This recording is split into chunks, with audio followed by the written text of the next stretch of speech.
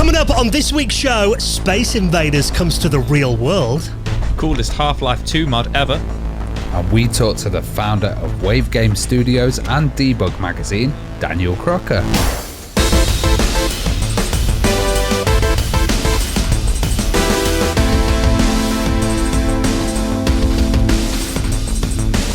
And the Retro Hour podcast is brought to you each and every Friday with our amazing friends at Bitmap Books. Now, one of their books you absolutely have to check out this summer, Metal Slug, The Ultimate History.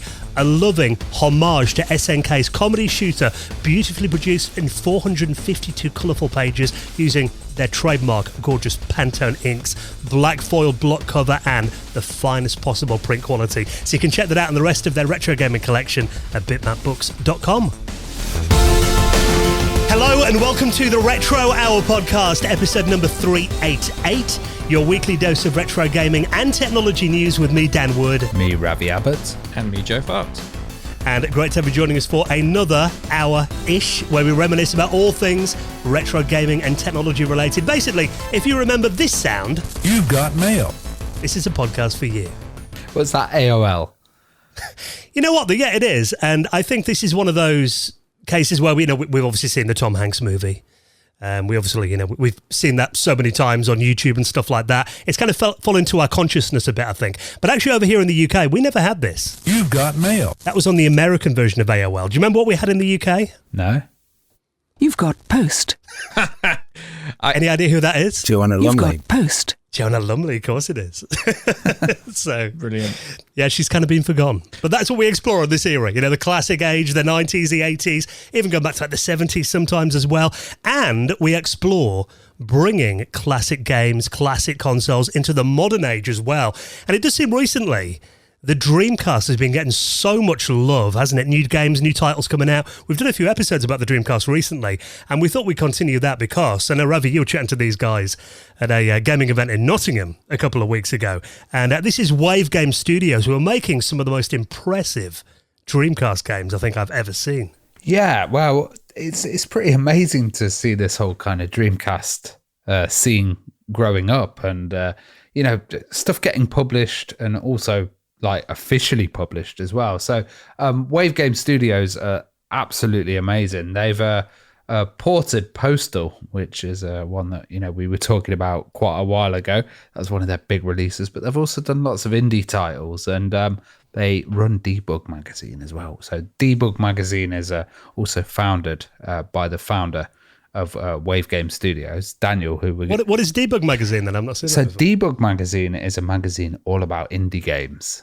And, a lot of these indie games also have retro influence in them as well. So it's a very good look at that. And it's kind of good to get exposure for people in these magazines. But the Dreamcast games, oh my God, they've just released one called Driving Strikers. And that has online multiplayer. And it's not using SegaNet. It's basically direct to the other Dreamcast, or you can play cross-play on the PC as well, which is pretty amazing. Oh. And, it's the only Dreamcast game since 2002 that's been released with that online feature. So, they're really pushing what's coming out for the Dreamcast and pushing that kind of professional publishing vibe with really nice, covers, manuals, extra soundtracks, and the way that they produce these games is absolutely fantastic. Well, I know you and Joe did this interview, and I'm looking at their website now, and yeah, the quality of some of these games. I mean, they've got one that looks a bit like a kind of side-scrolling Streets of Rage kind of game called Shadow Gangs. That looks right up your street, Joe, this one. Yeah, Shadow Gangs, that's been getting quite a bit of love for the last year, actually. Quite a few YouTubers covering that. Kind of a crossover Streets of Rage meets Shinobi. Very late 80s Sega. And a lot of the games they cover, Daniel kind of said, sometimes you'll pick them up and play them and you'll go, that's very reminiscent of this classic Sega game. So, they always kind of like the games they put out are very fitting for the Dreamcast. Like I say, some of them are retro, some of them are 3D and really kind of push the Dreamcast to its limits. There's Xenocider, which is very reminiscent of Space Harrier, but with the Dreamcast, kind of 3D visuals and stuff like that. And it's really interesting kind of listening to him talk about how a lot of the games still utilize the VMU, and, you know, games back then, some of them didn't even use the VMU. So it's great to see this little indie studio, you know, utilizing that, and just kind of hearing about how, you know, how you put these games out and how you actually make them and how you contact the studios and stuff like that. It's really interesting. And really does feel like 2023 is definitely the year of the Dreamcast at the moment. You know, kind of 21 years after its demise. Interesting. There's the episode title. There you go. It is very cool. Because I'm looking at, I mean, they sell these physically, don't they, as well? Yeah. And like the price of them, I mean, they're ranging from about 15 to 30 quid. So, yeah, I mean, really affordable. And I mean, like, a lot of these are like, you got another like limited run games. I understand, you know, they're doing cartridges a lot of the time, but they're often like 60, 70 quid, aren't they? and these have stuff like, you know, VGA is supported on there as well. And they're region free as well, which is really important. So, you know, you can play them on any Dreamcast in any region, which is pretty amazing. And I love all these extra features, you know, stuff like Rumble Pack support. Really, really cool. So we'll find out why 2023 is the year of the Dreamcast with founder of Wave Game Studios and Debug Magazine, Daniel Crocker. He's going to be our special guest on the show in around half an hour from now. Now, he's not the only guest that we've got on the podcast this week. Hey, Pete. Hello. How are you? I'm pretty good, thanks. How are you guys? Hello, Retro. Very good, thank you. Well, this is we've kind of done this a couple of times now. Something we kind of do irregularly, where we invite someone on from our patron community who we enjoy talking to on our patrons hangout. So we think would be great to come on and kind of give their thoughts on the news stories as well. And Pete, you've been a massive part of our patrons community. You're on, you know, pretty much all the hangouts. We lucky enough to meet in person at Ravi's Kickstart event a couple of weeks ago as well. So, I mean, for those who might not have met you before, kind of give us your background. I mean, what are you kind of into retro-wise? Oh, wow, how long have you got? Feel free to edit me down because I could go on. I've had an IT career that's gone pretty much, or experience from being a very young age. My first computer was console was a Binatone TV Master that came out in 1976, which was just a year after I was born. And for those that don't know, it's kind of one of those Pong clones that came out with a bat and ball. So you just had basically a wheel you held in your hand. And the nice thing was, what I remember is it was kind of a social thing because there was two of you playing, and it was that simple. Your mum and dad and your grandparents could use it. It was one of the first games that I had that, everybody in the family took part of and played and enjoyed. And that was really cool. And I've still got that boxed up in the loft. And recently I did a little bit of a mod on it so I could play it on a more modern screen instead of using the old UHF. Nice. After that, around 8, I got a Commodore VIC-20. I've still got that machine as well. But they did an awesome job with that. You know, all the manuals, the intro guides, everything that they gave you with that computer to kind of encourage you to explore programming it, learning BASIC, really fiddling around to get to this idea of, you know, I could type things in and color and sound and all sorts of stuff came out of it. And it was just absolutely fascinated me what I could do with this box of electronics. And a couple of years later, you know, I went down the usual route in the UK where you either end up with a Spectrum 48K or an Amstrad or a Commodore 64. And I had a 48K Plus, so not just a 48K for me, which I love just not only for the games, but again, the creative stuff. Like there was a program called The Artist where it let you draw. It's kind of freehand. And Wham, the music box, which, I don't know if you're into Wham, guys. I watched a documentary on Netflix the other day. Oh, did you really? What about Wham or Wham, the music box? Yeah, Wham, yeah. Oh, Wham. No, Wham themselves, yeah. Well, back then, so that you could get all those wonderful Wham music gems that I'm sure you dance around the garage to, Dan, but in wonderful Spectrum sound. But it was great. Nice. You could make your own, noise in my case, through the computer. I'd like to say music, but... so you've kind of explored the more like creative side of computing as well. I mean, I know obviously that Binatone device give you a lifelong addiction to gaming as well. So it's going to be great to kind of get your input on today's stories as well, Pete. So I really appreciate you joining us. And we have got plenty of news stories to delve into this week. So why don't we start with AR? Now, AR obviously a couple of years ago that kind of made the headlines everywhere. And I know actually, I don't know if you played it much, Pete, but I know Ravi and Joe, you guys were addicted to the Pokemon Go game when that came out. I was so addicted that I was out at, I think it was 3 or 4 a.m. in the morning. And I was at a local Pokemon gym in a very sketchy area, actually. And I looked across and there was another Pokemon person playing. And I was like, obviously battling them, but I was like, should I approach someone at 4 a.m. in the morning and be like, no? So I just kind of left it. And but I did get really addicted to that. And that was probably one of the biggest AR titles that I've played. I don't think I've played any other AR titles that have ever got me, that into gaming. I was hugely into Ingress. That was kind of the precursor to before Niantic. They moved on to do the Pokemon stuff that was really popular, but Ingress was very, very good. Didn't they use a lot of the locations in Ingress already and transferred it over to Pokemon? Absolutely correct. Yeah, they used it to gather data basically and then push it into Pokemon. But it was really great because it got you out and about with all your friends, and you were discovering things locally that I knew nothing about. All these historical items that were portals and they were magic. And then you were stumbling over like a stone you've walked past 100 times before, and suddenly you realise it's of historical importance, and you've got no idea.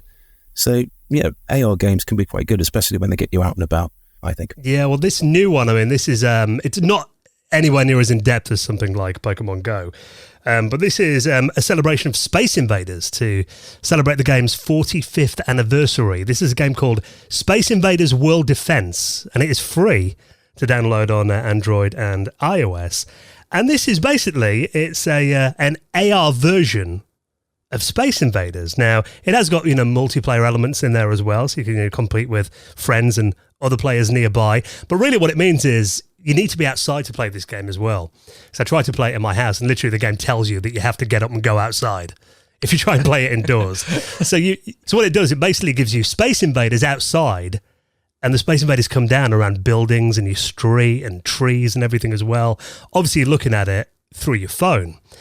Now, I played with this for about 5 minutes earlier on before we did the podcast. I must admit, AR to me, I understand where, Pete and Ravi are coming from there, if you're playing it with other people in real life. But for me, standing there on the front of my house, pointing my phone at my neighbours' houses for 5 minutes, I don't know, it just felt a little bit weird. The neighbours are down at it in the garden again. What's he doing? Yeah, what? Is he recording our house? What's he doing, pointing the camera directly at my house for like 5 minutes? And then you have to explain to him you're shooting aliens out of the sky. Yeah, I'm sitting there going, pew, pew, pew, pew. But what do you guys think of this? Is this something you've played? Is it something that looks interesting? So I haven't played it yet. I've just been watching the trailer on it, and I'm glad to see they're like massive in between the buildings. It's not like, the little ones and hundreds of little ones. But just to point out, I barely played Pokemon Go, by the way, when you said I was addicted to it. Was it your missus that got into it? I played it a little bit, and my missus played it a little bit for about a week or two. But yeah, I think this looks pretty interesting. I'm going to give it a download. And I thought, yeah, I'll give that a go. And then I thought, I'll be playing it on my walk to work tomorrow, and I probably will look a bit weird. That is that. Yeah. Yeah. Just keep an eye when you're crossing the road, Joe. Yeah. Well, that's the thing. The AR market at the moment, there's this article on a Eurogamer that I'll link up as well. They're saying that, the Pokemon Go developer, Niantic, that we mentioned there, they've laid off a quarter of their staff recently as well. They've cancelled their upcoming Marvel World of Heroes project as well. So it doesn't seem like it's not a great time for AR at the moment. Apparently Apple's Vision Pro headset is not being selling as well as they expected, maybe because they wanted $3,500 for it. Well, Could be a reason it wasn't why. meant for consumers. I think that's meant for developers to try and figure out ways to actually develop some decent software for the device. It's not meant to be affordable, I don't think, for humans. Yeah, I agree. I think, I imagine they want to shrink that. I'm sure developers are humans. I employ a few of them. Also, I'm really going to get it in the neck when they hear this.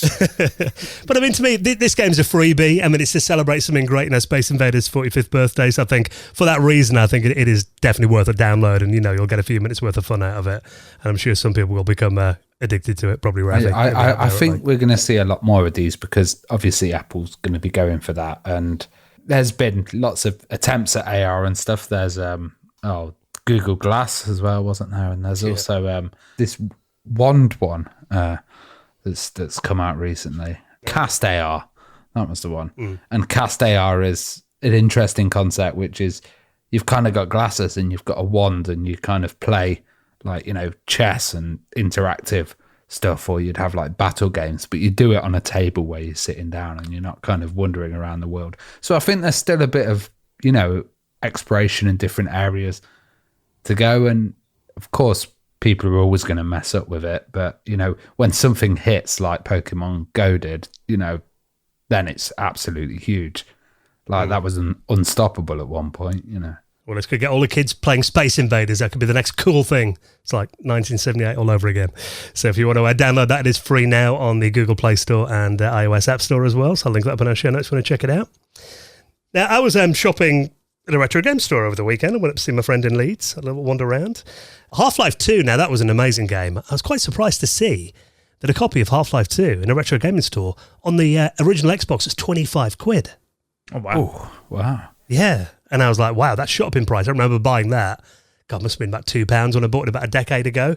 Obviously, I think, you know, over the last couple of decades, it's definitely become an iconic cult game and something that keeps getting improved due to the modding scene as well. But I've got to say, I mean, I've seen a lot of Half-Life mods.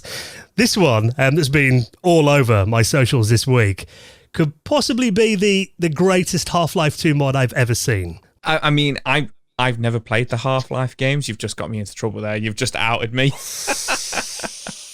And I do like the Lego games. You've played the Lego games, but you haven't played I've played the Lego games.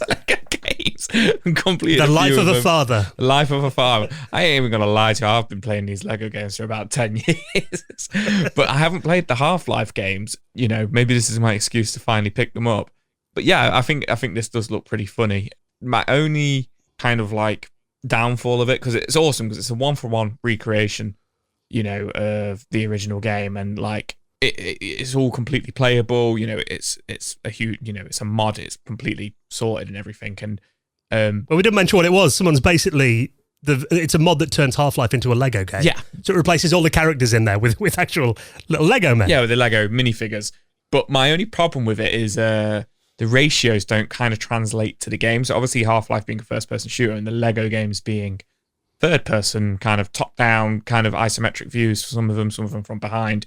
It's modded it so it's a from-behind view, but it's kind of like pretty close, kind of over the shoulder, sometimes over the top of the head, and it looks a little bit seasickness to me, a little bit jarring. It's interesting because Telltale Games were the guys that originally released the Lego titles, and you know, they went defunct around 4 years ago. So it's good to see kind of mods coming out and continuing this, because those games seemed incredibly popular, and you know, they do them on a lot of films, and that kind of company was also founded from ex LucasArts developers as well. So it's got that whole connection. Having it in the Half-Life world is quite interesting, because you've got the whole cinematic aspect of Half-Life as well. Do you want some bad news, guys? Yeah, I know it's been pulled. No. Yeah, and that's the thing. I mean, as soon as I saw this, I knew this was going to get taken down. Apparently, the Lego company copyright struck it straight away. So I don't think it's available anymore. There's literally just a little trailer that you can watch now. But I think, were you much of a Half-Life fan, Pete? It sounds like it might have been something your story. Oh, wow, yeah. I mean, they really started the first-person shooter idea where you'd actually got a story, something really cinematic. It was like you were playing a film. Those games really kick-started a revolution in gaming. I mean, if they didn't, someone else would, but they really were the first to bring alive a story. And the fact that you can mod them and do everything else for so many years later is absolutely awesome. And I saw the video for this Lego thing, and it was so good. It was so shiny. This guy had poured his heart and soul into it. The mod is called Not Dave or Daniel, which intrigued me, because I had the idea maybe he got fed up with people mixing him up with his other two brothers called Dave and Daniel or something. So I'm going to guess he's a Derek. Maybe he's a Derek. I don't know. Yeah, and I remember. I think I played Half-Life 2 when it was in the orange box. I think, wasn't it, on the 360? That's when I really got into it. But yeah, this mod basically, it's obviously for the PC version of it. And one thing I do like about it is, if you watch the trailer, it is literally just all they've done is replace the characters with Lego men and women. So all the drama's still there, all the gritty, dark, dystopian stories still there as well, all the enemies. So there's that great mixture, I think, between it just being so ridiculous with the Lego characters in there, but that really gritty storyline still remains. Yeah. So it is a shame, unfortunately. I can't think of another Lego game where you actually get to shoot and kill the Lego creatures. Now, to feel a bit guilty doing it, killing a Lego man. Exactly, yeah. Well, that's one thing. I mean, the original weapons are still in there in the game as well, but apparently there is another mod that you can put onto Half-Life 2 called Lordo Antonio's Tools and Weapons Lego Collection mod that turns all the guns into Lego weapons as well. So that could be a good combination. So I know Lego have taken it down, but I'm sure there will be some dark and dingy corner of the internet where a file still exists. Message Ravi if you want the link, I'm sure. So Half-Life 2 Lego game looks really good if you want to check that out. I'll put that in our show notes along with the rest of the stories on the podcast app, or head to our website at theretrohour.com. Now, Atari seem to be on a bit of a roll at the moment. I mean, we're talking about them releasing, the first new Atari branded cartridge for the 2600 in got about 30 years the other week on the show. This one, I think, is slightly more niche, as Atari have now launched a collectible arcade circuit board. This is reproduction of retro classics. Yeah, this is really, really weird, actually, because I thought these would just be, fun kind of boards that, look like the originals, but they're just kind of, you can stick them on the wall. They're not functional. They don't do anything. And then I looked at the pricing and I was like, okay, $208. Now, looking at these actual PCBs, they seem to be collector's items, but also you can actually, they follow the original schematics. So you can actually replace put the Atari chips in from the old boards, put them into these new ones and actually use them as replacements, which I can imagine a lot of these boards are, getting quite old, the original ones are. Ooh. So getting a replacement board is a wicked idea. And then you've got some history and facts on the back. And this shows like a level of attention to detail that I wouldn't have expected. I know they've been releasing some 2600 carts and stuff that actually work. And seeing this, it really makes me smile, actually, because I could imagine, just getting a random circuit board, putting it out there and selling it. But this has got some proper thought. I want to like it. It's one of those things where I kind of feel like if you appreciate it and look at it and you want to hang it on your wall, that's brilliant. I went to a gallery in the mailbox recently. I was just passing it, going somewhere else. And I had a look around at all sorts of art and things in there, but I certainly wouldn't want any of that on my wall. And it was an awful lot more expensive than this. So to me, beauty is in the eye of the beholder. If you appreciate what it is and you want to spend the money, stick it on the wall, that's fantastic. But it's kind of not my thing. I love the idea of using it as a game or breathing new life into an arcade cabinet. I think that's wonderful. But I don't get the idea of selling it as a piece of art. Not with that. I thought that was strange as well because of, they look cool. They're like the green motherboard style and they have the logo of the games on there. And there's 5 of them, isn't there? Or is there 6 of them? I think there's 5 of them. But interestingly, they have like facts and history about the games printed on them as well. But apparently there's that much text and information on there. It's actually really difficult to read it. So from like kind of like an art piece, it's kind of like, I guess it's meant to be multifunctional. It's like, it's got historical things about the game on there as well, but you can't really read it. You have to get right up close and stuff. So I can't kind of work out if it's meant to be a piece of art or, like you say, a replacement for your arcade board, which I think is really cool. But which is it? Does that make sense? I've got a feeling that this is, there is 5 of them. So you've got Gravatar, Major Havoc, Black Widow, Warlords, and Lunar Lander. All of these are available to play in many different ways. They're on the Atari 50 collection as well. But I've got a feeling that, if they were just releasing these for people that own the original arcades, that is a very, very niche market, isn't it? So they're not going to, probably won't be worth the while printing them just for that market, I imagine. So that's probably why they're pushing these as kind of art pieces too, just to, sell more of them. Thinking about like consoles or old computers. So at the moment with the Amiga scene, we get a lot of printed Amiga 4000 PCBs with like modifications and, you can then transplant all the stuff to them. And maybe, I don't know about arcade PCBs, but maybe there was a whole scene emerging of people, printing them and doing reproduction ones. And I don't know, I guess Atari might have looked at that and said, well, why don't we do that ourselves, but turn it into a piece of art as well, like sell it as that, spin it that way. And maybe they want to maintain that copyright as well. And and keep it so it's in their kind of control. I'm not quite sure, but I've seen a lot of reproduction boards coming out for all sorts of machines, and I don't know where the law kind of lies on this, especially with arcades and stuff. Yeah, it does generally tend to be more of a hobbyist thing, doesn't it? I don't think I've seen any kind of major companies kind of doing this themselves. So it's quite interesting to see Atari kind of going down this route. Yeah, this is the first one that I've seen from like a major company. Yeah, I've got to say that Atari keeps surprising us. Yeah, every time we talk about them recently, this has been like, wow, didn't expect that to happen. It's definitely changed from the little classic Atari Mini stuff that they had. Really, or the hotels, or the broken ones, or the hotels, or the cryptocurrency as well. Yeah. What a time to be alive and an Atari fan. So if you're going to check that out, they are available now, and apparently they're not pre-orders. They're actually, you order it and it arrives day after or a couple of days later. So they're actually obviously a bit of confidence that they're going to sell these. They've actually printed them all up already. So I'll link that up in our show notes. Want to check it out.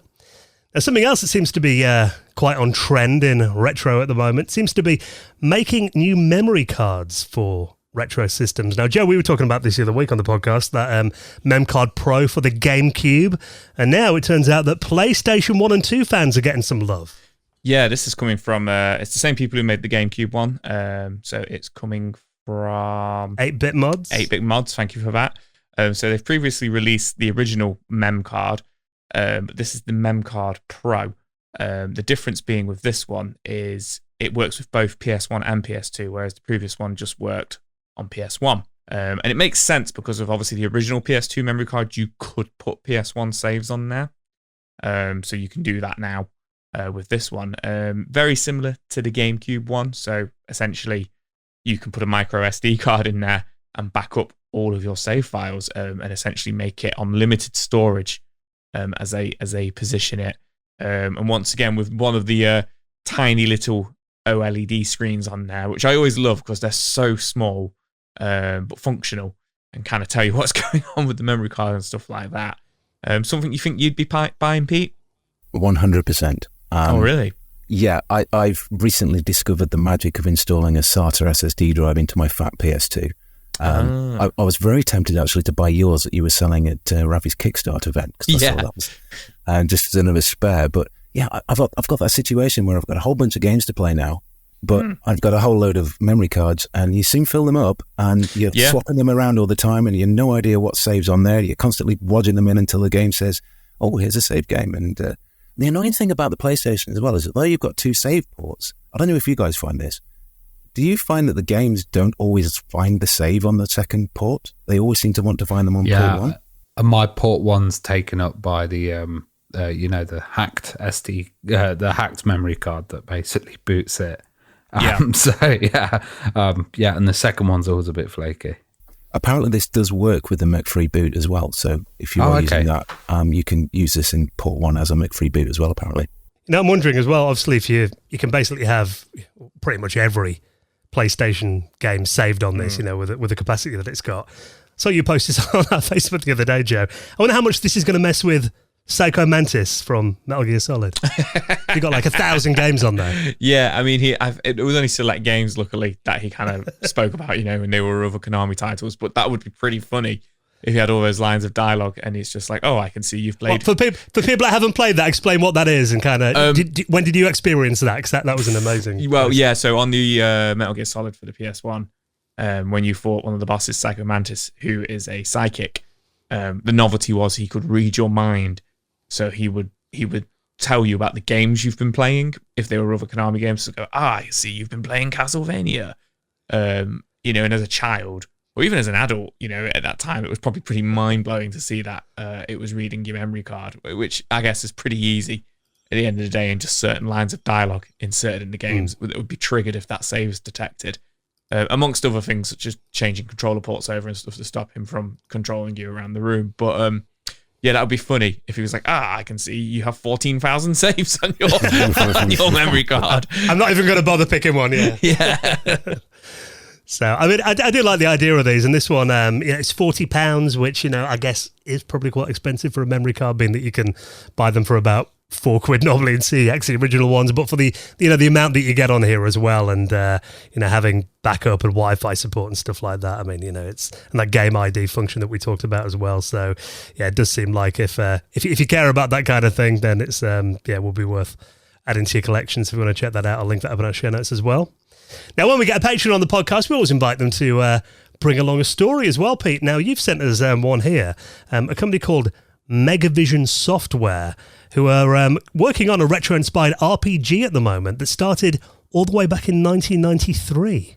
Yeah, it's kind of crazy. I have to fully respect these guys. They were a little bit like me when I was that kind of age. I wanted to make my own game and started along the trail of doing that. But like many people my age doing that, never really drew it to any conclusion. Maybe we didn't have the skills or the time or what, I don't know. Anyway, these guys, I think they were brothers or something. I can't remember, maybe just friends. And they had this idea after playing Eye of Beholder and games like that, the dungeon crawlers, the ones where you basically just flick screen forward, left, right and things, AD&D type things.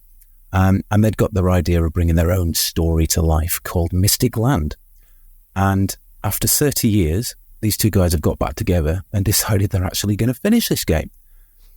Which I think is absolutely wonderful. And they do seem, from the news and what they're posting, pretty determined to do this. They're going to have a Steam page up in a week or two. That was as of the 22nd, so 3 or 4 days ago. So expect that along pretty much any day soon. So we'll be able to really get a good idea what it looks like. If you go to the website, they do have a little bit of a story, and they've got some screenshots on here, some pre-alpha screenshots. And it does look very, very similar to, the Eye of the Beholder type games that were out there. And I was a huge sucker for those. And do you guys know those? Did you play those? Yeah, I'm aware of them. It was never a genre that I was massively into, but I know they're very, very well respected. And this looks, because when you mentioned then, there was a couple of teenagers. Originally, I thought it was just kind of a, messing around, programming in the bedroom, whatever. But actually, this got quite far along. It was even Surtec were apparently interested in publishing the game back in 1994. So, it got quite far along, and, they're making this for MS-DOS. And then, obviously, when you're a teenager, life goes in different directions, doesn't it, a lot of the time? So, it kind of got shelved. But it did seem like, even back then, there was definitely, interest from major publishers like Surtec in it. So, it will be interesting to see. It looks like they've got pretty high hopes for this as well. They said they're determined to make this the best old-school fantasy role-playing game ever. I love the idea that, something that you came up with when you were younger and you all came up with together, and then you disappear and go off and do different things and then return to it years later, decades later, and pick it up again and pick up the same storyline, the same characters. I think that's really cool. There's something special about that. And I was thinking maybe some of the stories I made up and stuff when I was a kid, and I played with a few games. I definitely would revisit them. So this must have definitely been a strong one, and they look like they're huge RPG fans as well. Yeah, when I was a kid, I've talked about this on the podcast before. I tried to make a text adventure on the BBC Micro. That not knowing kind of how in-depth a text adventure has to be, and all the different choices that the player can make. Me and my friend were kind of plotting it down on paper, then we got completely lost and just kind of shelved that after about a weekend. But if Gary Stewart is listening, I've not spoken to you since about 1990, drop me a Facebook message, maybe we'll pick that project up again. Reunite, complete it. I'm inspired, yeah. So, this looks awesome, though. So if you want to keep an eye on this, we'll definitely update you on this story, because I think that's very cool. And, the fact that it was getting close to being published back in the day, hopefully, there's not a massive amount of work. It just feels like, it might be this kind of get back into the stride and finishing it off. And, it'll be interesting to see what platforms it comes out on, whether it's going to be an MS-DOS game or whether they'll update it for modern platforms. So... yeah, it'll be interesting to see. So, definitely keep an eye on that. It does say it should be released in 2024 for Windows, Mac, and Linux platforms. I imagine that's Windows 11, not Windows 3.1. That might surprise us. So, Megavision-software.com if you want to keep an eye on that. And, of course, I'll put that and everything else we talk about in our show notes at theretrohour.com. Now, this weekend being the final weekend of the month, we all excited? Sunday night. It's always our favourite, isn't it, last Sunday of the month, Joe? Absolutely. We're going to be doing the Patrons Hangout, which, Pete, you are on pretty much every single week and sometimes bring the party as well, don't you, pal? I try and make it interesting. You know, I think I've joined it so far from Rhodes and Wales and the back garden, and always try and keep you guys guessing. And everyone's From Santa's Grotto I was once going to say as well, Santa's Grotto Yeah. as well, yeah. yeah, well, I like to make a bit of effort for you guys, you know. And they're really accepting, great bunch, you know, there's never any argy-bargy or anything. We all have a really great laugh. And the last time I turned up, I wore my cowboy hat, which looked absolutely ridiculous, and not a single person commented on it. That's just how polite and kind and nice these people are. Sat there like a complete idiot, inside of a cowboy hat. Nobody mentioned it. That's brilliant. I've actually got a friend who wears cowboy hats and I never say anything. And I'm now wondering, after you said that, if he's trying to get like a rise out of me after all these years. He's desperate for your attention. Give it him. Yeah, but the patrons hang out. So if you haven't joined us for this before, it is such a giggle. We'll all get together, like Raviol says, a bit like the Brady Bunch, isn't it? We're all in different windows up there on Zoom. And we talk about all kinds of things. I mean, you know, obviously retro gaming and tech's in there, but it can go off on all kind of weird and wonderful tangents as well. So if you'd like to join us for this weekend's Patrons Hangout that's coming up on Sunday evening, 8 p.m. UK time, now would be a very good time to hop on and join our patrons community. And as well as the hangout, we'll give you more stuff as well, don't we, Ravi? Oh, you've put me on the spot now. Yeah. Yeah, totally. We do. Like, we've got a backstage kind of Discord section and channel as well. And we've got an extra podcast, which is the Retro Hour After Hours, which is now on some ridiculous number. I know it got past double figures. I think it's 36. 36. Oh my God. Yeah. And, you know, you get an ad-free episode as well. And you're helping support the podcast as well, which, you know, is fantastic. And it's kept us going all these years. And, you know, we'll continue to do it and deliver some fantastic stuff.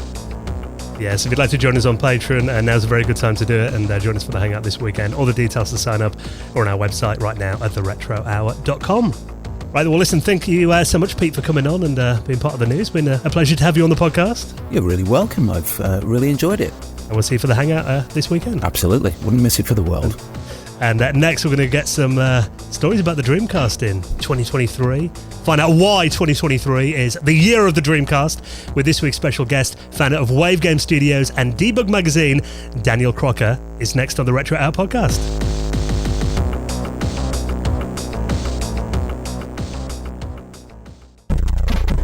You're listening to the Retro Hour podcast, and we're here today with Daniel Crocker, the founder of Wave Game Studios and Debug Magazine as well.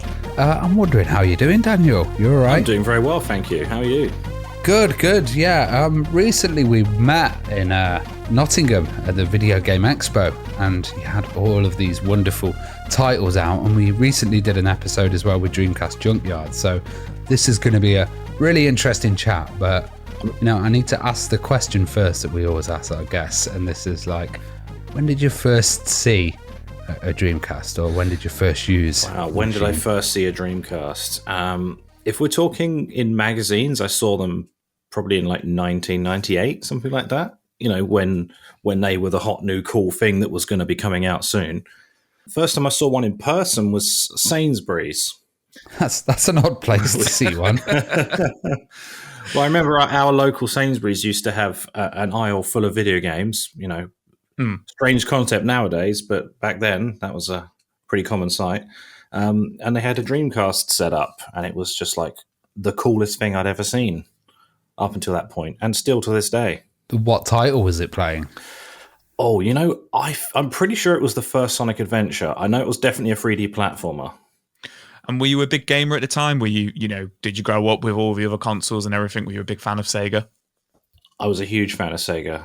I started with the Master System, but oddly enough, very late, about 97. Oh, okay. Yeah. So it was just a case of we didn't really have the money for like the latest and greatest at the time. Yeah. And so it was a hand-me-down console, but I still loved it regardless. And then I had a very quick sort of whistle-stop tour of like, right, Master System, Mega Drive, Saturn. Yeah. Missed out a few there, but we don't talk about those ones. And were you when you saw the Dreamcast, were you kind of invested in the Dreamcast? Did you think that was going to be the next big console, or were you invested in PlayStation at all? Or I did have a PlayStation, but I didn't vibe with it. I was always a Sega kid. So when the Dreamcast was sort of announced, I thought, right, I've got to have it. It looks like the coolest thing. The console looks cool. The graphics are cool. I remember distinctly remembering that the music in the games being advertised sounded awesome as well. Yeah. But I never got one at the time because they were too expensive. So it took a while before I actually finally picked one up. And people were quite. I know Sony came in and everybody knew that they had a big reputation, but they were still reluctant. Sega was the mega cool company at the time, and I was wondering, like, Way past cool. what were the way past cool? Yeah, they were everywhere, and I was wondering, what were your kind of favorite titles and what really stood out to you on the Dreamcast? The one that I was the most excited about at the time was Sega Rally 2, because I've always been a huge Sega Rally fan. I was absolutely obsessed with the game in the arcades, and when it came on the Saturn, I was obsessed with it. I bought it for PC as well, and it was just my ultimate game. It was the best thing since sliced bread. That was changed slightly when I realized that it runs at about 15 frames per second or something. It wasn't quite what I was expecting. But then I picked up the Sonic Adventure games and just got completely obsessed with them. Virtua Tennis as well. Probably sounds a little bit of an unusual choice. It just looked so cool, and it felt cool to play. Oh, I'm gonna say, Virtua Tennis was fantastic, and I'd played Pete Sampras tennis quite a lot on the Mega Drive, so it had that kind of tennis history for me. Makes sense, with that title. So when obviously the Dreamcast, sadly came forth, kind of killed Sega off from the console market and stuff like that. How did you kind of feel, around 2002, 2003? I'm guessing you're a big Dreamcast guy. Did you go kind of straight into like the homebrew scene there, or did you kind of like fizzle out for you for a little while? You're not going to believe me, but I actually didn't realize that it had the fate that it did. Oh, really? I think it's at the time, of course. I know that I really wanted it, but I knew that the chances of having it were very, very slim. So I kind of just forgot about it and put it to the side of my mind until I want to say, I think it was about 2003, because I had heard wind that a bunch of homebrew stuff was coming out. And I didn't know what that meant at the time, but it sounded cool. It was like a bunch of free games, essentially, that people have spent their precious time making, and you can just burn it onto a disc and it boots, and it's like, oh wow, that's really cool. And the consoles were like 20 quid at the time, so it was like a no-brainer by that point. And so weirdly enough, I got into the Dreamcast off the back of the homebrew, then realized that all the games at the time were really, really cheap, bought tons of them, and that's where my sort of love affair with the console really begun. It's that kind of, I'm going to say peak time, because it's not peak time. It's probably the least peak time, but it's that peak time of, in the UK at least, where the Dreamcast keyboard, you'd find them for £1 in your local game shop. You'd find House of Dead and The Gun for £4 or £5 and stuff like that. And you just end up building this huge Dreamcast library and all these amazing games that, not many people were talking about at the time and stuff like that. So how did the love of the Dreamcast kind of like continue from there? What's the story from, 2003, we're collecting all these games, we're buying all these accessories, and we're getting into the homebrew scene. How does Wave Studios fit into that then, over the next kind of like, I guess the next 20 years, really? How does that kind of happen? It's crazy that it's been that long, to be honest.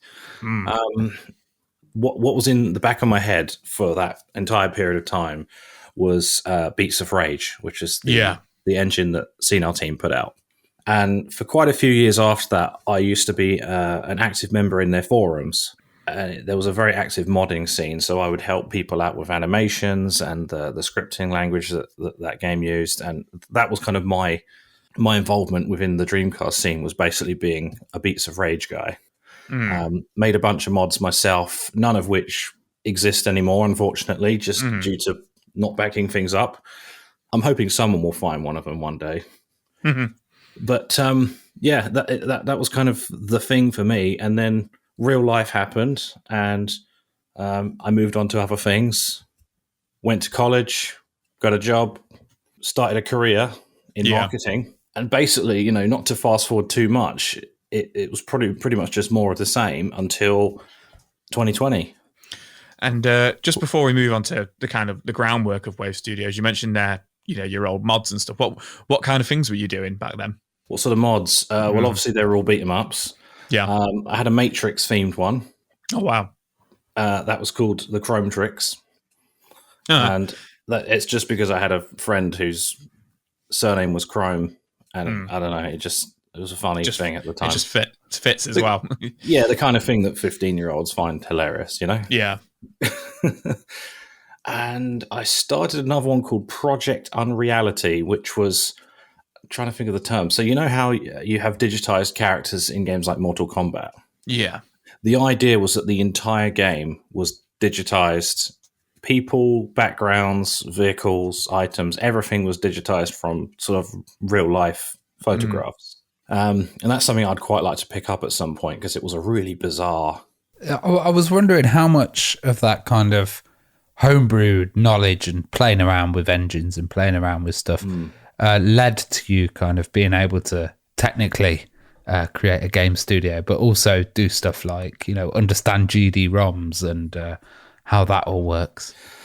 Yeah, it had a huge part in that for sure.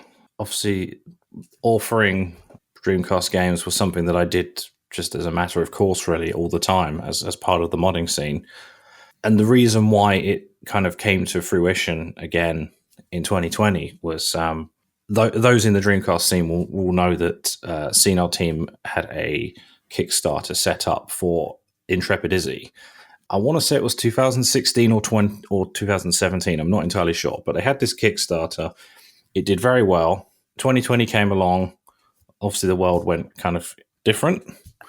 And I realized that this game was coming out and it wasn't going to get the attention that I felt that it deserved. I thought it was an absolutely amazing title. And to keep it within that traditional sort of like homebrew community, which is not a huge number of people in the grand scheme of things, I felt like I could probably help to get it out there into the world a little bit more, into the real world, so to speak. So how do you start that? Like, I'm guessing like lockdown may have helped then, in 2020. I'm guessing maybe you had a little bit more time and stuff like that. But how do you kind of start the studio then and then start? I'm guessing being in the forums and already kind of being in the scene helps a lot. It sounds like a boring story, but the truth is it came on a whim. I knew this game was coming out. I knew that it looked awesome. I knew that I had the skills and the contacts and the marketing expertise to serve the game and help the release along. So I spoke to the developers and I said, I love this game. You guys know me. I've been a supporter of what you do for 2 decades now. Yeah. Let me help you. And they said, yeah, absolutely, sure. Let's do it. They knew that I was capable of this. I knew that they had a great product. So we just said, yeah, let's get on with it. Do you think that, a title actually coming out on the Dreamcast is quite a good thing for marketing? Because people suddenly go, oh, look at this title coming out on an old console. It's got that massively kind of novelty factor, Yeah, oh, definitely. I've seen it time and time again. Games will come out on, let's say, Steam before they come out on Dreamcast, and they'll do pretty well. But once the game comes out on Dreamcast, it suddenly becomes noteworthy. It's not just another indie game that doesn't get press, which saddens me to great lengths, but it becomes, this is a game which is for some reason on the Dreamcast. So it gets talked about by the Kotakus of this world. So obviously with Intrepid Izzy, do you think it kind of came out at not the peak, but like the start of, like you mentioned, how like these indie games will come out on Steam and stuff like that and they won't get the recognition they deserve. Do you think that kind of came out at the start of this, like, because I remember on the show, on our news show, going back like 3 or 4 years, and it'd be like, oh my God, there's a new Dreamcast game, or oh my God, there's a new Game Boy game. And I remember having a discussion about, like, does this mean, because they're officially released, does this mean if there's somebody who's trying to get a complete Dreamcast collection, this game would be included? And it was a big deal, in kind of 2019, 2020, 21. And now, like, and, for better or for worse, there's these new games coming out every week, It's sort of become the norm now, yeah. And it's sort of become the norm. But do you think Intrepid Izzy and, the kind of start of Wave Studios, do you think that was the right time? Do you think that kind of helped with all of that? That's a really tricky question to answer, actually, because it felt to me that was the purpose of us entering the scene, is that I knew that this stuff was out there. Homebrew games for Dreamcast have been coming out literally, constantly for the last 20 years. Yeah. But I didn't see them talked about. And that's the thing. That's what I set out to change. Whether Whether that's because of us or partly because of us, or it was just the right timing, I can't really answer. But yes, there was definitely a connection in those two events. Yeah. And where would you say is the biggest kind of community for the Dreamcast in the world? Is it America? That is a brilliant question. Oddly enough, I would say mainland Europe. The Dreamcast seems to be pretty huge in Germany and France. When you look at our sales, sort of statistics, over half of it is mainland Europe. I found that really interesting. I don't really, in my brain, and it's probably just me, kind of thinking about it wrong, but I always associate the Dreamcast being big in the UK because a lot of these studios and forums kind of originate in the UK. Yeah. So exactly. That surprised me. I find that really interesting. Yeah, it's mainland Europe and UK. US definitely has a scene, absolutely. I don't know whether it's that we haven't reached it yet, but it does seem that the Dreamcast just wasn't quite as popular there for whatever reason. Yeah.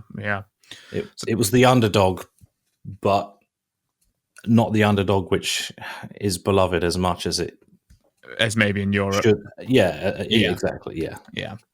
So let's talk about I'm going to say this wrong now. Beepers. Beebis too. Yeah, Beebis too. So this is from John Riggs, who I'm a big fan of as well. How do you go about choosing like which titles to publish? Like which titles to do next, and thinking what's going to do well. That game has the weirdest story behind it. So we just put Intrepid Izzy out. It had done very well, much better than we expected, to the point where we had to reprint it within about 2 weeks, I'd say. Yeah. And then we put out the special edition version because the demand was there. And what strangely happened as a result of that is that we generated this sort of, I don't want to use the word fan base, a community around this concept of releasing new games for the Dreamcast. Despite the fact that it had already happened, it sort of grew. And John Riggs had put out this game for the NES, the Nintendo Entertainment System. To my knowledge, it was just going to be a NES game. It was just something for him and his community, just for fun. And someone suggested, hey, you could port this to the Dreamcast because it's pretty easy to get, proper press discs, etc. So he did that. He did a very small run. I want to say 40, 50 units, something like that. Yeah. And they sold out immediately. And he said, no, that's it. It's a small run. I'm done. But what happened on Twitter is that his following were like, oh, just talk to the Wave guys. They'll do it for you. And I didn't even know that we were that well known at the time. Yeah. And, he reached out and he said, is this true? Do you do this? And I said, yep. 2 weeks later, it was done. It was out. And there was a pre-order up. And, we did 300 copies, I think. Yeah. And they pretty much all went straight away. That's fantastic.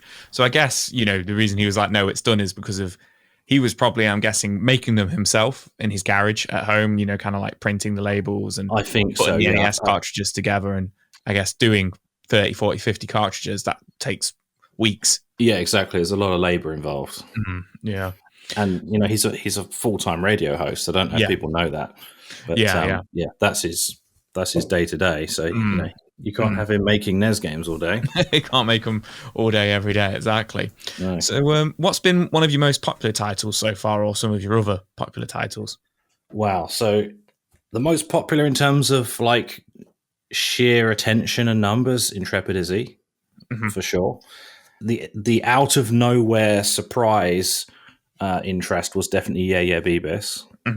But the most recent release, which is Driving Strikers, a kind of car-based football game, that's been very fast to catch up with the others. Like it's been a much quicker rise than the others so far. So it seems that there's a lot of interest in this concept. When I say the concept, I mean the fact that it's an online game. Well, we'll get into that later because that's some very impressive stuff going on there. But I was wondering as well, some of them have like extra features. So Flea had an additional soundtrack on CD. It did, sure. Do people really enjoy those soundtracks? And would you ever consider doing a vinyl release as well with a game? A vinyl release. So, yes. I think that soundtracks are really important. whether it's viable to do it or not is a huge grey area, shall we say. The way that we've done it so far is that rather than release a soundtrack on its own, we've tended to say, okay, you can buy the game with the soundtrack. So most often we'll give people the choice. You know, you can have the game on its own or you can have it with a soundtrack. It's a little bit more, but you get this extra disc which has the full soundtrack in high quality.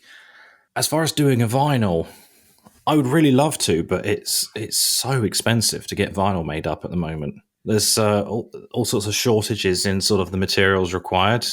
I believe the main issue is a shortage of nickel. Don't quote me on that, but that's my understanding. We'd love to do it, and we've looked into doing it, but you'd need to sell quite a few.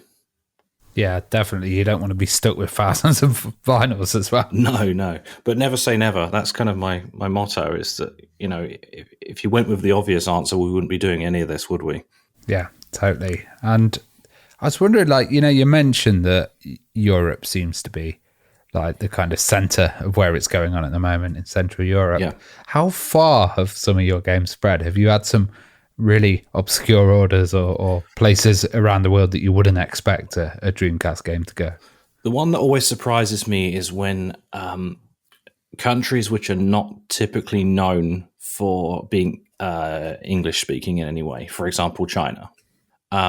We've sold quite a few to China, and that is very, very surprising.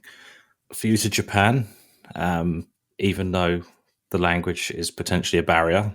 But the games that we put out don't tend to rely on text too much, which is a deliberate choice. Brazil as well. But that kind of makes sense because Brazil was always a Sega hotspot, right? Yeah, it's still going there. In absolutely. Sense, yeah. You tell us about Rush Rally Reloaded as well, how that came about, because that looks like a really interesting title, especially with the like local multiplayer you can do on it. Yeah, Rush Rally Reloaded is one of my favorites, actually. It was originally released in 2009, I believe, by a company called Red Spot Games, based out of Germany. And unfortunately, that publisher closed down shortly after, so the numbers that were out there were actually quite low. And what I found is that this game was awesome. People wanted to play it, but they just couldn't get hold of it. The only way to get it was to buy it off eBay for some ridiculously overinflated price. So because we had previously put out Intrepid Izzy, I spoke to the devs again and I said, you've got this other game that you put out a few years ago. I'd quite like to do a reprint if that's okay with you. They said, yeah, sure, but, you know, we need to try and make it a bit more interesting. It's not just a rehash. So that's why the idea of putting the soundtrack with it, we sold it for a very, very preferable price. And then people that, obviously a few people that picked up the original also picked that up for the soundtrack. But the kind of purpose of that, and that we also succeeded in, was getting the game out to a much wider audience. And in particular, with that one, I really stressed kind of like the physical retail side of things. Yeah, I saw that you also had like Rumble Pack support in there and stuff like supporting other pads and arcade sticks. I don't know about arcade sticks. I mean, it technically it does. I mean, that would be a weird way to play. But the main thing with Rush Rally Reloaded is the fact that it's 4-player. And there's not a lot of 4-player homebrew. Basically, there's not a lot, so that's kind of like one of the biggest things with that, as well as the online leaderboards. That's kind of like the two most exciting features from Reloaded. Well, one thing I noticed when I saw you was all the VMUs had displays on them as well. And I've played quite a few titles on the Dreamcast that don't have displays on the VMU and stuff. Do you think that's really important to have in a game? I think that's pretty important. I mean, at the very least, it should have a logo or something. It was an integral part of the console, wasn't it? Yeah, definitely. And, it just adds to that whole kind of marketing package there, and also the ability to auto-save onto it as well. I was about to say, it completes the package with Dreamcast. I think VMU support 100% with the games. Yeah, 100%. And you mentioned auto-save there. That's actually something that I didn't really think of, but was actually a very unusual feature back in the day when the Dreamcast was a new system. It was very much I suppose the way that games had the language of games, as it were, was that you get to a certain point and you save at that point. It might be like a safe house or some sort of save location. Like in the Pokemon games, you can technically save anywhere, for example, but the best place to save was in a Poke Center. Whereas we've moved now in the modern era to this kind of like concept of autosave. So it's constantly saving all the time. Anytime anything sort of significant happens, just before you go into a boss battle, for example, it saves. Yeah. That wasn't a thing back in the Dreamcast days, but as a result of porting some of these games from the PC world onto Dreamcast, we're starting to see that happening now, and it's a really strange experience, but it's kind of like, why not? I think it kind of brings it forward as well a little bit, into the 21st century, and it kind of modernizes some of these games as well. Yeah, to an 100%. extent. So tell us about Xenocider and how, what's the story there? Xenocider, that was a cool one for me because it's completely 3D.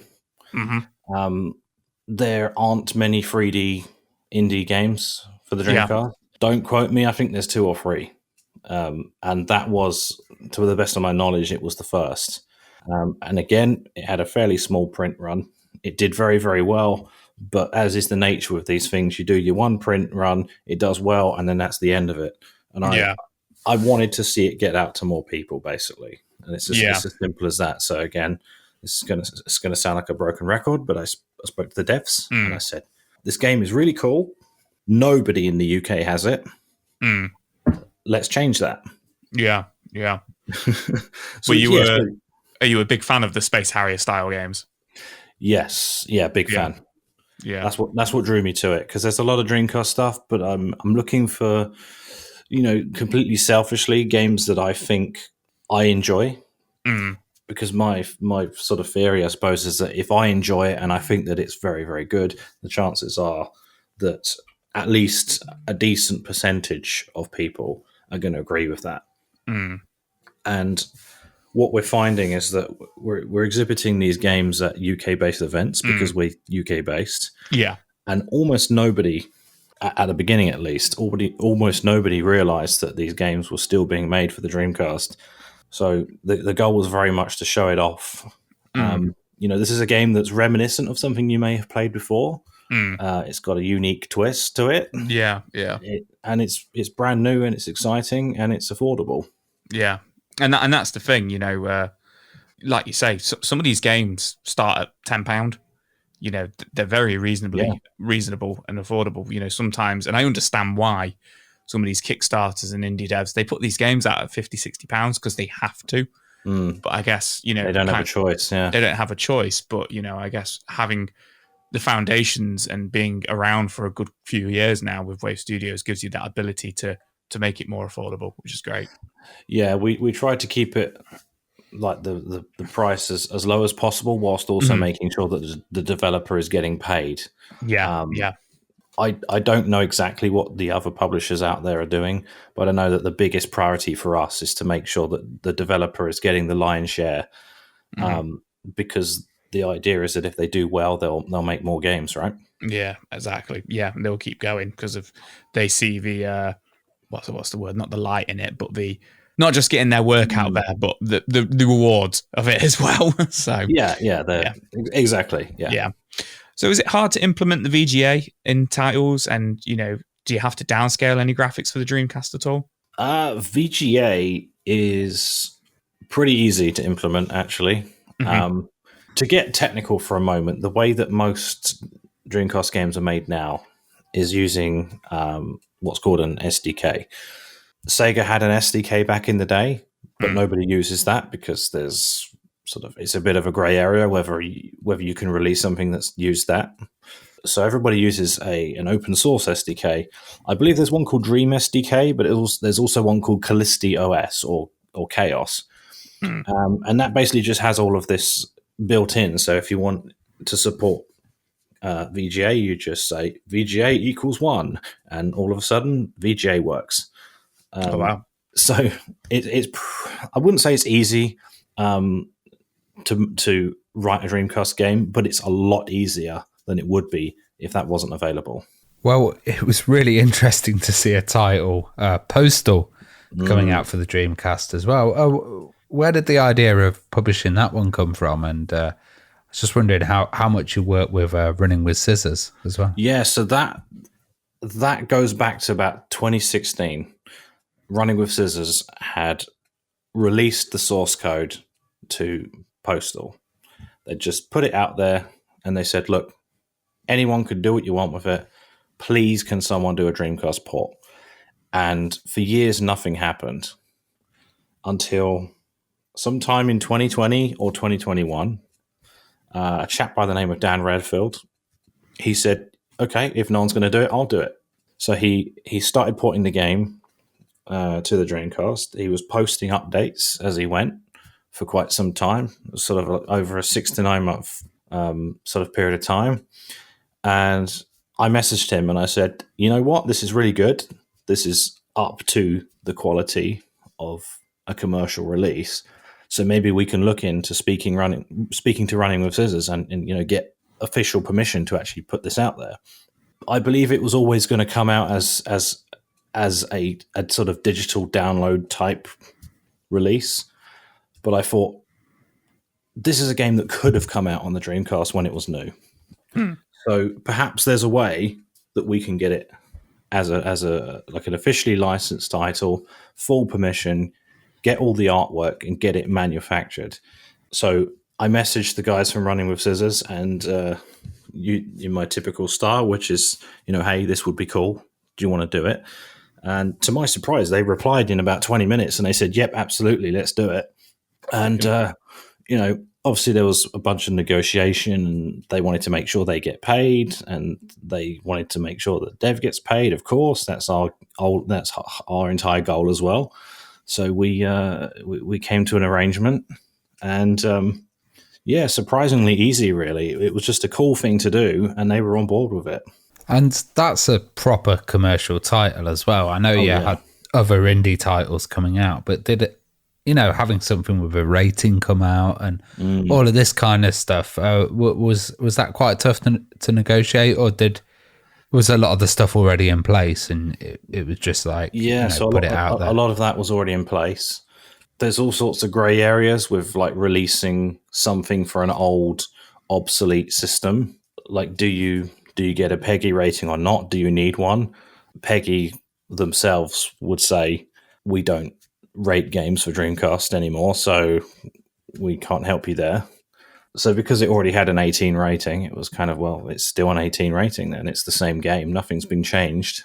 And I guess it might have got you quite like high regard and credentials, putting something out that was a proper commercial one as well. Did people take you a bit more seriously once? It's definitely the one that got the most attention.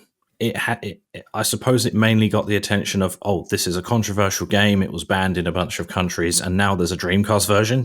What's this all about? Very, very strange idea, right? I mean, it's not something you'd expect to read in your gaming news. No, but it kind of fits so well as well. It's kind of one of those things that you'd never see Sega releasing as well. So no, I suspect not. No, I mean, I don't think it's ever been on a Microsoft console, for example. Well, the original hasn't been released on anything. The Dreamcast version is indeed the only console version ever released, weirdly. Oh, wow. Yeah, it's a very, very strange situation. Yeah, it is. I didn't know that, actually. Yeah. Learn something new every day. There is a remake, but it's a different game. It's not the original, yeah. Yeah. Like the Redux one. Yeah, so the Redux is kind of like, it's the story is the same, but it's a completely different game. And yeah, that's on Switch, I believe, and nothing else. Of all the consoles, a Nintendo console as well. I know, right? They've completely changed their tune these days. A very different company. Very, very different.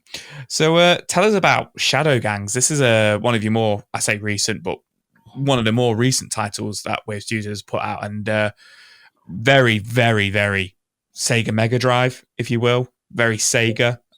Really love the look of Shadow Gangs. What's the story there? Very Sega, very late 80s Sega arcade, I think. Is probably the best way of putting that. Yeah. Shadow Gangs is a very, very long history. It started development in around about 2007, 16 years ago now, at time of recording. And it was the brainchild of one chap. I only heard about the game fairly shortly before launch, if you can believe that. Oh, wow. I know that it had a following, I suppose a cult following that had amassed over those 16 years. It was originally released as a PC game, as most of these games are. Someone had asked him, the developer, could you release this on Dreamcast? And his initial reaction was, yeah, haha, very funny. But then, the community is nothing if not persistent. And with the help of a bunch of the sort of veteran devs out there, he actually went and did it, the mad lad. And then as with a bunch of the titles that we've put out, it was a case of everyone was saying, you need to contact these Wave guys because we need this physically. This needs to happen. This needs to be a thing. And he did. And we basically just talked for months and months about like how best to approach a commercial release. And I was looking at it from the perspective of, we might not necessarily be the ones to do this, but at least I can give him some advice. Yeah. And warn him of some of the pitfalls that can come with manufacturing Dreamcast games and the sort of marketing of that. It kind of all started off that we did the distribution. Well, we manufactured and distributed all of the Kickstarter items. So the regular edition of the game, there was a soundtrack, there was a special edition and an ultra edition, which had like the game, the soundtrack, a PAL case version, the blue fragile cases that you either love or hate. Love them. Some people love them, some people hate them, and there's no in between. Yeah. And I'm pretty sure there was like a poster and like some sort of signed thing and a T-shirt. We did all that on not enough of a budget, but we did it. We got it done. We got it out to everybody, and that was the start. And then, the crucial thing was that everybody was expecting this to come out in October this year. But he actually shipped it about 2 weeks after the Kickstarter ended. Oh, wow. It was meant to be like a kind of a response to some of the other Kickstarters that have happened in the past, not to name any names, where, many, many, many years later, they say, oh, sorry, we're not shipping this game. So he said, you know what, I'm going to be the anti-Kickstarter stereotype. I'm going to ship it immediately after, and then a month after that, you can then buy it if you didn't back it. Yeah. Which I just thought was brilliant. It was absolutely hilarious. But it also really proved to some of the more cynical folks that this can be done, and it can be a great release, and you can make people very happy. No, that's fantastic. That is. It's cool that it came out straight away. And it's funny because it's like a slap in the face, but it's not a slap in the face. It's like you say, it's hilarious. It's the only way I can describe it. Yeah, it's not the norm. Take a year or two. No, it's not the norm at all. Not at all. And that's nothing. That's nothing against those games that do take that long. But I think the expectation with Kickstarter is that you're going to be waiting a long time. Yeah, and I think he just wanted to be a bit of a troll, basically. No, I like that. It's a troll, but it's like the anti-troll because it's something cool. It's a good troll. Yeah, exactly. Well, I was wondering how like region and there's different region locks and stuff on different consoles, how that's affected your games, and also would you consider doing like a PAL release and also a Japanese release as well? So that's a great question. The games are region free. They don't need to be region free, but we see no reason for them to not be. We always do a sort of a European looking one, a Japanese looking one, and a US looking one. We don't always distribute those versions. Sometimes we'll use a distributor in those respective countries. For example, in the US, we quite often use VGNY Soft based in New York, but we'll always design a version. But the actual disc is the same. It's the same content. It's the same region freeness. So you can buy an American one and play it in Japan, a Japanese one and play it in Europe, UK. It's no. There's no need issue to put region locks on it these days, is there? No, I mean it's possible to do it, but yeah, why would you? Yeah, why would you limit it like that when you want these games to be played? Yeah, we want them to be played, and we want them to have the widest number of people that they can be accessible to. Yeah, absolutely. So tell us about Alice Dreams tournament. That looks awesome. Tell us all about that. Alice Dreams. Where do I start with this one? This was another one that had its release, had been kickstarted, I believe. Mm-hmm. And I wanted it to get out there to more people, and I thought it was really fun. So I contacted the devs. I did my thing. We got it out there. But crucially, it's been a really good one for events because you have a bunch of people that love retro gaming all in the same space. Quite often, you'll be there with friends or family. It's not often you go to one of these events yourself. So you'll have a bunch of friends that can play a 4-player game of Alice Dreams tournament, which, to explain the gameplay, it's kind of a Bomberman-like, where you're navigating a maze and you can drop bombs to blow up your friends, basically.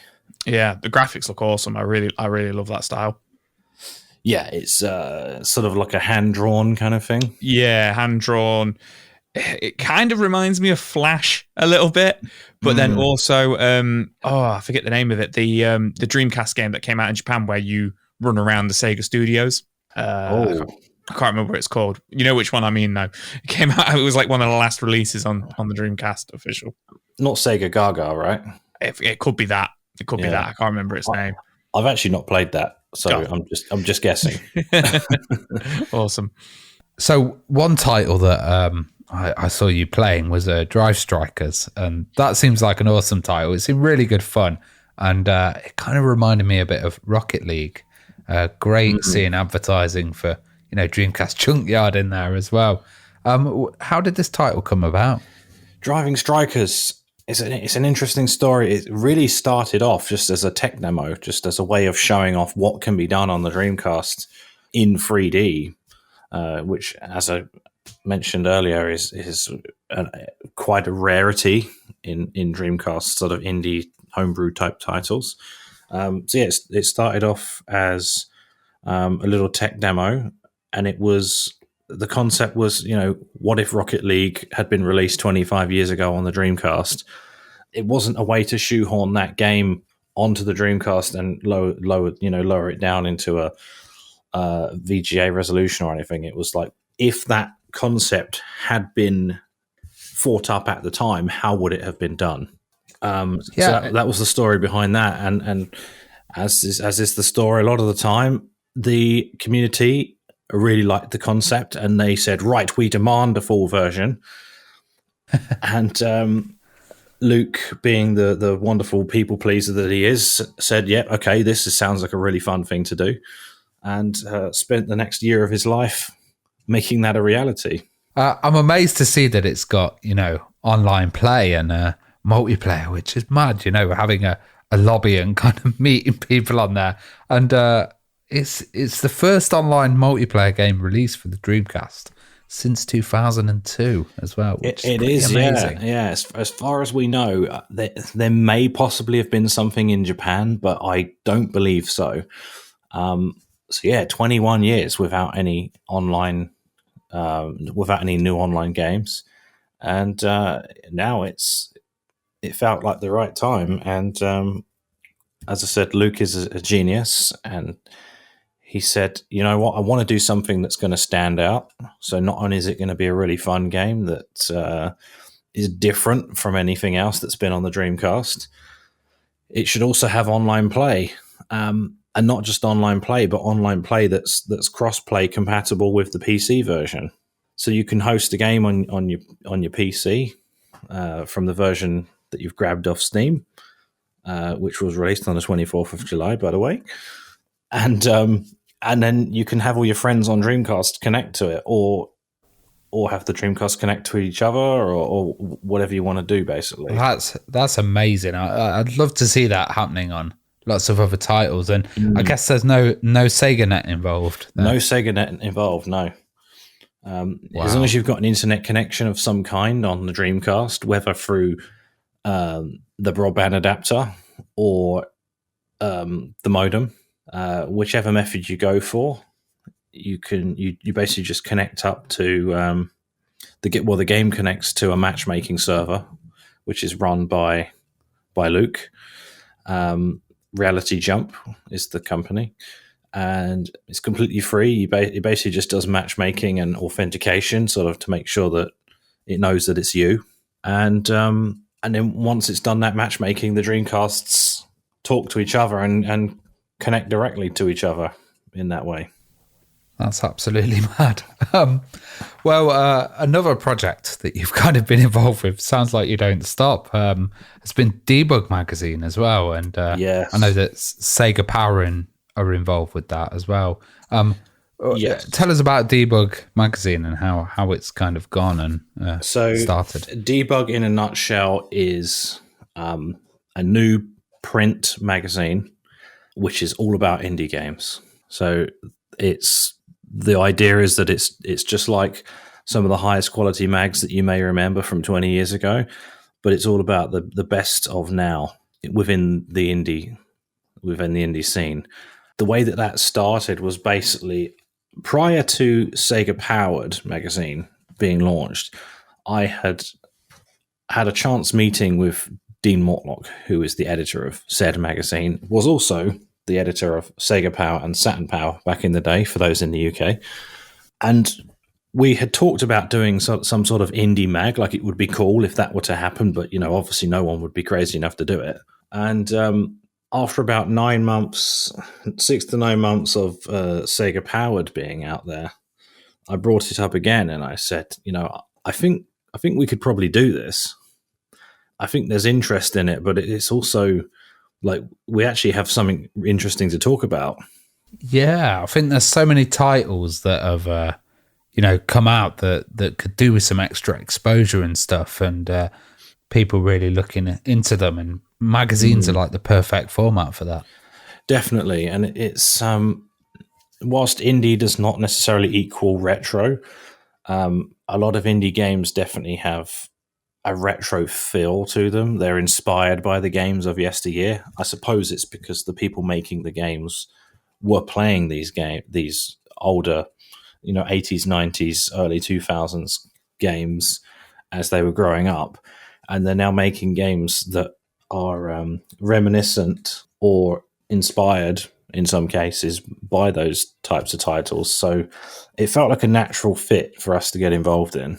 Yeah, it fits really well, and you also seem to be doing a little Dreamcast debug indie sampler as well, which is I guess it's like a little cover disc then that works for the Dreamcast. Yeah, so the indie samplers are a bit of a strange one because they're a bit like a cover disc, but we don't actually distribute it with the magazine because the magazine is primarily modern based. Whilst we do have a retro section, it would be quite strange to distribute a Dreamcast demo disc with a game all about modern, a magazine all about modern games. Yeah. So, yeah, it's Debug branded, but we sell it through the Wave website. We don't actually sell it. It's free. It doesn't cost anything, but it's available through the website. Yeah, kind of burn your own or use you can burn your digital. own. You can burn your own if you want, but even the physical discs are free. Well, before we go, Daniel, it's been a wicked interview, and I'd just like to know, what are your future plans, and is there anything you can talk about at all? Oh wow, well, more of the same. That goes without saying. I would really like to do some sort of compilation. I'd like to do some sort of disc which has a bunch of small games, mini games, maybe like a WarioWare.